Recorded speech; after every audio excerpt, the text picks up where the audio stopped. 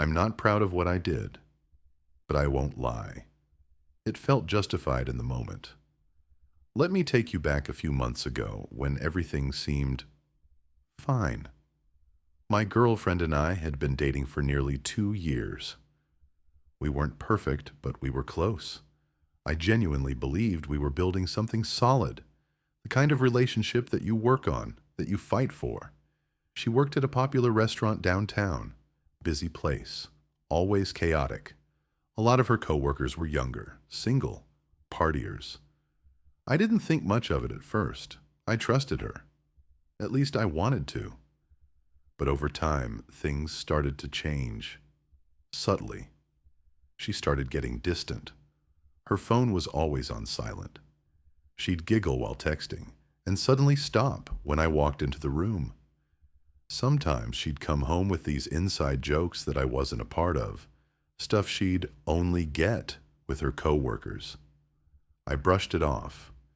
I didn't want to be that guy, jealous, controlling. But then came the night that changed everything. She left her phone on the counter when she went to take a shower. A message popped up on her lock screen. I wasn't looking for it, I swear, but I saw a name I didn't recognize and a message that said, "Damn, you look so good today. Still thinking about that thing you said." My stomach dropped. I opened the thread. It was like watching a car crash in slow motion. There were weeks, months of messages. Flirty, sexual, explicit. She wasn't just cheating. She was enjoying it. Talking dirty to another guy while she was with me, sharing pics, planning to hang out after work. And it wasn't just any guy. It was one of her managers. I was in shock. I confronted her. She cried, swore it was a mistake, said it never went all the way, that it was just texting. She begged me not to leave her. I told her to block him. She did, right in front of me. I wanted to believe her. I wanted to forgive. But something didn't sit right. So the next day, I checked again. Not only had she unblocked him, but she had already messaged him. Lowell, he found out. It was hilarious. I'll text you when this blows over. Hilarious. Like I was some kind of joke. Like the pain I felt meant nothing. She described me as clingy and weak, said I was just buying her time until something better came along. I felt humiliated. I had helped her, supported her, paid rent when she couldn't, helped her mother move into her new home the same week she was sexting this guy behind my back. And now, I was just an idiot to laugh about with another man. Something inside me broke. I didn't scream. I didn't throw anything. I didn't even cry. I got even. I still had access to her Instagram and Snapchat. She'd logged in on my phone once and never logged out. So I posted the screenshots. Not just to her stories. I posted them directly to her close friends list. Co-workers, mutual friends, some family. The truth. Raw and unfiltered. Then I sent the screenshots directly to her boss. I figured they should know their managers were sexting employees on the clock. I sent it to her mom too. Said, "Just thought you should know what your daughter was up to while I was helping you move boxes." I even found the guy she was cheating with on Instagram and messaged him. "Hey, thought you should know your little side piece isn't as slick as you think." He actually responded, "Damn, didn't know she got caught." "My bad, bro." "My bad, bro." That was all he had to say. She called me later that night, screaming, crying, begging, angry, then apologizing, then threatening me, then back to begging. A full emotional roller coaster. I told her exactly what I'd done. No regrets. I said, "You didn't just cheat. You made me feel worthless. You made me look like a fool. Now you get to feel what that's like." Then I hung up. For good.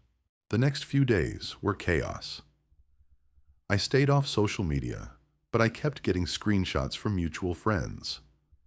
Her Snapchat story blew up.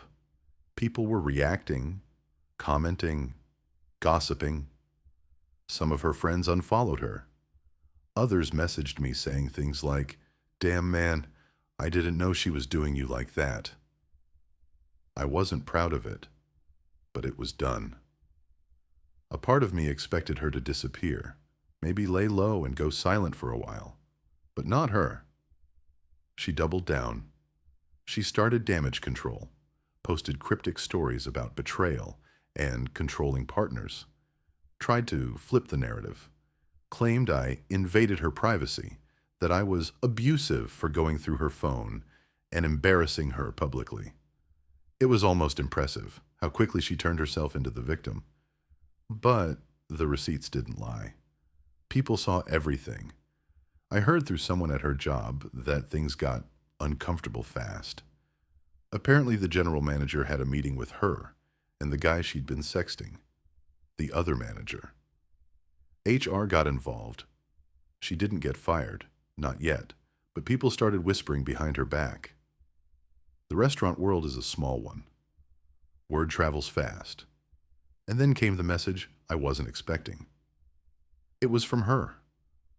Long, rambling, almost poetic in how manipulative it was. She said I ruined her life, that I made her look like a slut, and that only a psycho would go this far over a few messages. She called me insecure, pathetic. Just a guy who couldn't satisfy his girlfriend, so he had to go nuclear to feel like a man. I didn't respond. I didn't need to. But I wasn't done. Something still didn't sit right with me. I couldn't shake the feeling that this guy she was cheating with had done this before, that this wasn't just a one-time fling. So I did some digging, and I found her ex-coworkers, girls she used to mention by name, but never liked. I reached out to one of them, just casually asked if she ever noticed anything weird going on at the restaurant. Took her 5 minutes to reply. She said, "Oh, you mean her and manager Guy?" Yeah, everyone knew. She wasn't the first. Turns out, this guy had a reputation. He was a serial flirt, got handsy with new waitresses, slid into DMs of girls half his age. But my ex? She was the only one bold enough to keep the messages going while actually dating someone else. Worse, way worse, I found out he had a kid, a toddler, from a previous relationship. I looked him up and eventually tracked down his ex, the mother of his child. I debated whether to message her. It felt like crossing a line, but then I thought about everything my ex said, how she hated her own father for cheating on her mom, how she would never be that woman, how she wasn't like the others. She was exactly like the others. So I messaged the ex. She didn't respond for a day. When she finally did, she thanked me. Turns out she'd always suspected something, but didn't know the extent. She said they weren't together anymore, but she told him not to text my ex months ago because she didn't like how flirty they'd gotten. She was furious. Apparently, my ex was rude to her once, treated her like trash. Now she had receipts. She said she was going to file for full custody and use the screenshots to show a pattern of behavior, not just with him, but with the kind of women he brought around their son. That was the final nail in the coffin. My ex? She never responded again. Not directly. I think she realized that this had gone too far, that her little game cost her more than she could have imagined. But me? I wasn't okay. I didn't feel like a winner.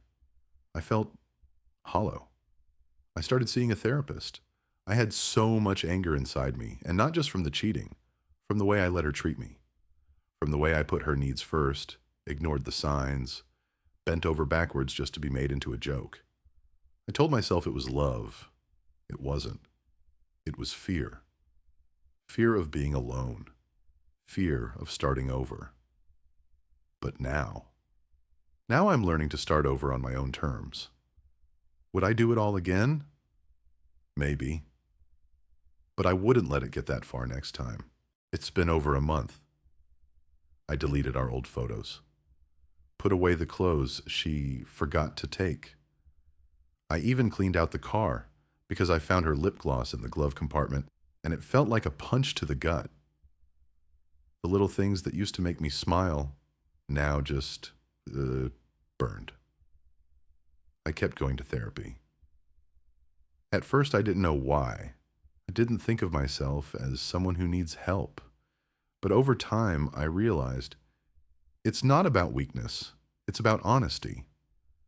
I started talking about things I'd never said out loud, about my guilt, my fear of being rejected, and why I let someone treat me like a backup plan in the first place. I'm not the hero of this story. I broke down. I got petty. I sank into the mud. But I don't regret it. I didn't protect her reputation. I didn't turn a blind eye. I didn't stay the nice guy who's easy to forget.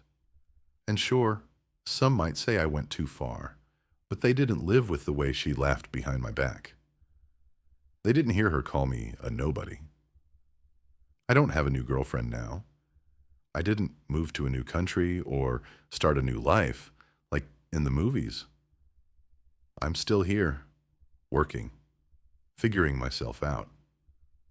Sometimes I miss her. Sometimes I get angry. But the most important thing, I live differently now. I don't believe in blind love anymore. I don't confuse passion with respect. And if I ever fall in love again, it'll be with someone who stays when things get hard, not just when everything's easy. And her? I heard she's still working at the same place. That things got pretty awkward, that she and that manager don't talk anymore, that she doesn't post selfies with quotes about karma and self-worth anymore. Sometimes I wonder, maybe she changed, realized something, became a better person, but then I remember, that's not my business anymore. That chapter is closed.